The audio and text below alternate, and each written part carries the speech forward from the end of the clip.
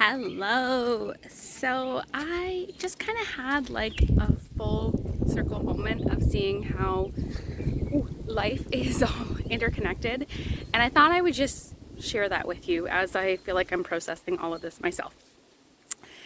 So this morning, well, we homeschool, so I was with my son at a soccer event, and there was some other moms there as well, and we got into talking about how do you teach history to the kids.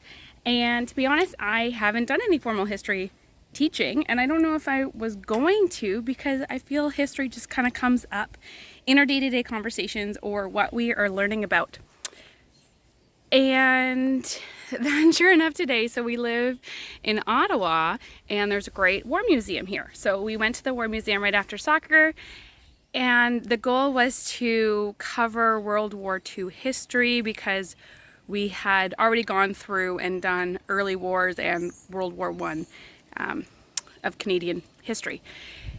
So that was kind of my example of like, we just kind of talk about it as it comes up and we have a conversation, and then if there's an aspect that sparks interest, then we go to the library and we'll get a book. So it's kind of self-led based on what comes up.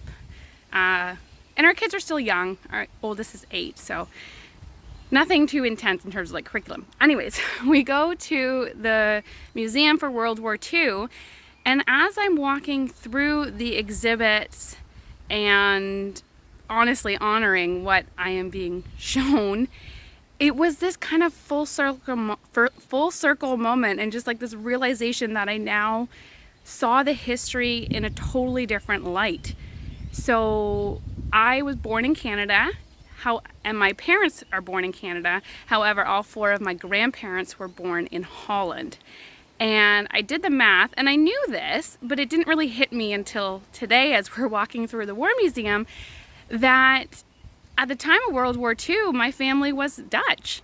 So I had always taken kind of that Canadian patriotic feeling of how the Canadians fought in World War II, and that was always how I identified myself in terms of the history as I was learning it and up until this point. And then it dawned on me while we were there that no, my lineage was not the Canadian soldiers in that war. My lineage was the civilians of Nazi occupied Holland during that time. So then I'm looking at these photos, and I no longer see myself through the eyes of the soldier, but through the eyes of the people who were occupied. And when it comes to the liberation pictures, my identity is now not the soldiers that liberated Holland, but the Dutch citizens that were living there and grateful for the liberation. And it just really made me imagine what my family lived through, living through the war. And it totally, and I think this is something I'm still processing, because it never occurred to me until now, even though I know the family history and the stories that I've heard from my parents and my grandparents about what it was like to live through the war, it didn't click until now that my, I guess, experience of the war that got passed down through my lineage was actually the Dutch citizens. And it really kind of comes all together with the healing work that I do, because I'm able to better connect with the lifestyles that my grandparents were living. So my grandparents would have been born in the 1920s, early 1930s, and I don't even know what the history was really like in Europe. I always focused on Canadian history during that time, and it just occurred to me that my family wasn't even Canadian at that time, and I don't know the full history of what their life would have been like in that time. So that's definitely something I want to explore. But from what I can gather from my understanding is their parents, my great-grandparents, would have been coming out of World War I, rebuilding their lives, and then with this threat of World War II beginning, and then living through occupation, and the scarcity involved there, and that understanding, like the fear and the scarcity that they would have lived through, is something that I just realized. I feel like I had hints of it before, but today was that full moment of like, oh, I get it. And I'm sure I'll have more moments where I'm like, oh, wow. And I'll see it from another perspective or another point of view. Anyways, the reason I'm bringing this up is because it makes sense. Like, I can see how trying to imagine what my great grandparents were living through, they were just trying to survive with their families. So my grandparents grew up in this environment of survival was a real thing, trying to live through. And I understand now the scarcity and little things like, and because I grew up with it, I didn't notice it. But even like when I started dating my husband, and I'm somebody who would wash out every recyclable and possibly use it again. And most times I didn't, so I just had this nice collection of all these like cleaned out recyclables. And my husband's like, why? And I'm like, that's what we do. And I realize, I mean, that little traits like that get passed down because that's what they had to do in that time to survive. So it's not just this simple habits of cleaning up recyclables, but how you're able to relate to your children and how you're able to be present for your children and show that love and support and that nurture that your children need. I mean, if my great grandparents were just trying to survive and washing out every bit of recyclable just so that they can survive and have the means to live, then it makes sense that they weren't able to extend that love and support and nurture that their children needed.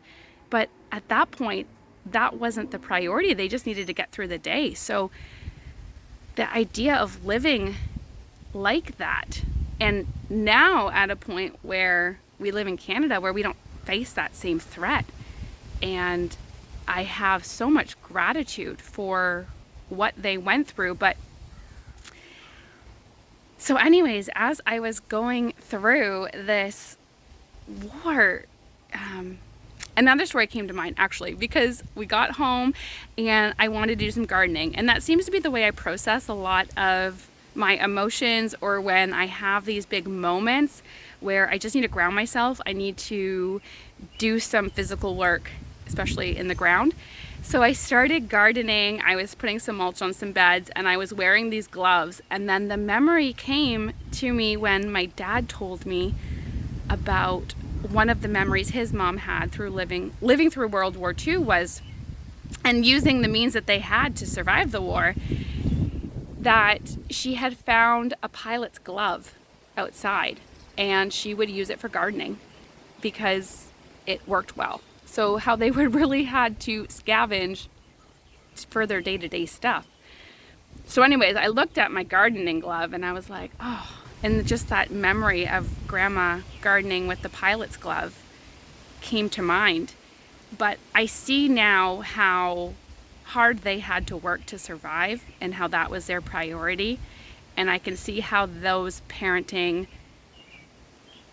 habits, I don't even know how to call it, gets passed down. And I can see how that reflected how my parents were raised and how I was raised, and how that trauma can get passed down the lineage, and we can feel that.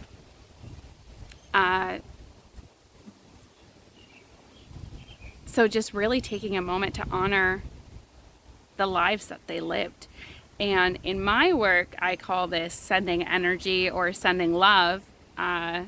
That's more, I guess, from a metaphysical point of view, but I mean, from a religious point of view, it's simply praying and honoring the lives that they lived. And this is why it's important to understand our family history, because we can have more empathy and compassion for our parents and our grandparents and our great-grandparents, and understanding how we're brought up and how those habits can get passed down.